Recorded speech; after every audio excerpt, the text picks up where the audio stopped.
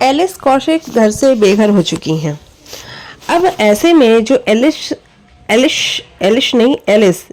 का सोचना है वो ये है कि मेरी जगह पे करणवीर मेहरा को बाहर होना चाहिए था, मैं डिजर्व नहीं करती थी बाहर होना, ऐसा एलिस का कहना है। अब इस बात पे हमें हंसी आ रही है, हम अपनी हंसी रोकें या फिर खुद को कंट्रोल करके बैठे रहे। मतलब ये क्या ही बोल दिया एलिस ने, ये कैसा सोच लिया एलिस ने कि करणवीर मेहरा को बाहर जाना चाहिए। मतलब हमारे हिसाब से तो करण फिर भी बहुत अच्छा कर रहा है शो के अंदर। हालांकि वो थोड़ा साइलेंट है, मेकर्स उसको बार बार बता रहे हैं, सिखा रहे हैं, समझा रहे हैं, लेकिन फिर भी वो एलिस से तो कहीं ज़्यादा डिजर्विंग है। एलिस कर क्या रही थी घर के अंदर? एलिस, आपको शायद पता ही नहीं है आपने घर के अंदर ये 50 दिनों में किया क्या है। आपने कुछ भी नहीं किया है।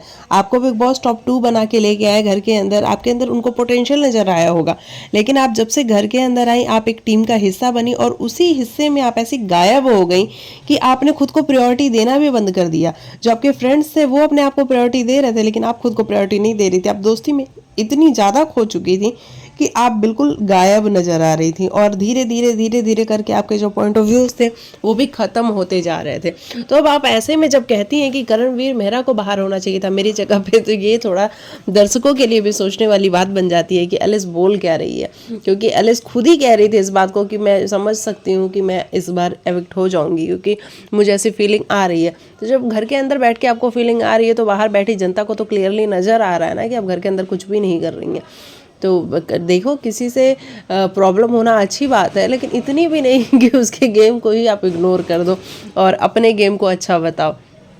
बाकी आप लिखिएगा कि आपको भी लगता है कि एलिस की जगह पे करणवीर मेहरा बाहर होना डिजर्व करता था।